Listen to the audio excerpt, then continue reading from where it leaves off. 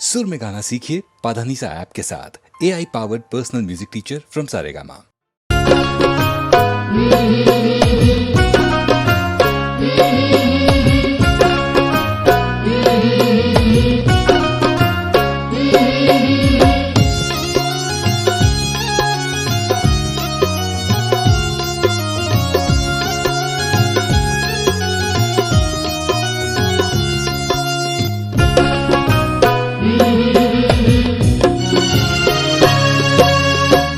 छचनाता मन दर्शन वाके माई के चरण वाके हो।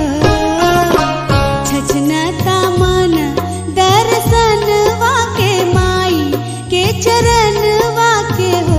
ए माई हो ऐ तुझे हम रोअंगन वात भगी या सवरी जैते हो। ए माई हो ऐ तुझे हम रोअंगन वात भगी या सवारी जैते हो। ए माई हो आई तुझे हम रोअंगन वात भगी या सवारी जैते हो।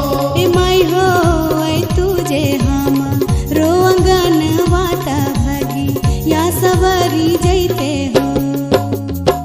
छचनाता मन दर्शन वाके माई के चरण वाके हो। छचनाता मन दर्शन वाके माई के चरण वाके हो। ए माई हो ऐ तुझे हम रोअंगन वात भगी या सवारी जैते हो। ए माई हो ऐ तुझे हम रोअंगन वात भगी या सवारी जैते हो।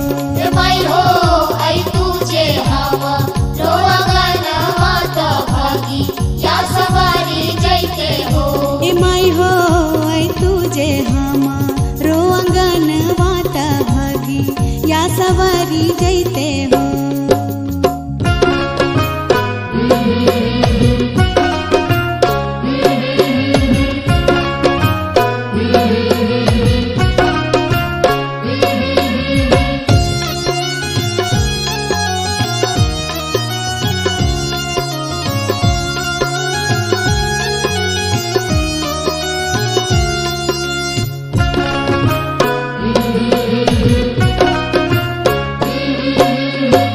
जन्मे से लागल बाट आसराता गाई सोहर पचरानु हो।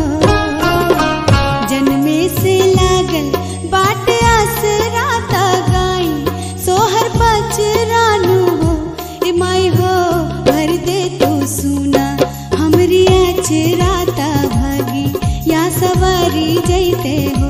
ए माई हो भर दे तू सुना हमरी अचराता भगी या सवारी जैते हो।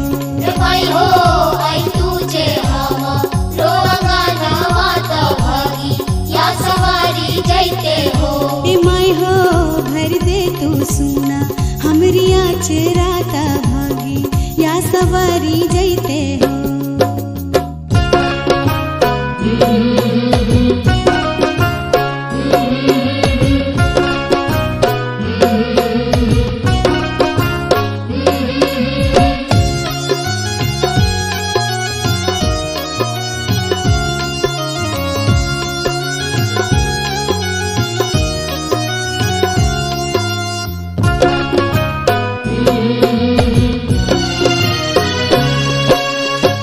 जगतारन शारदा भवानी ता माई कल्याणी नु हो। जगतारन शारदा भवानी ता माई कल्याणी नु हो।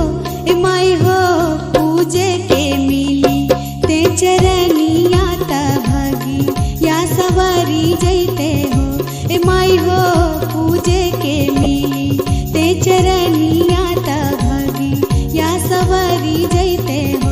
ए माई हो आई तुझे हम रोअंगन वात भगी या सवारी जैते हो। ए माई हो पूजे के मिली ते चरनिया ता भगी या सवारी जैते हो।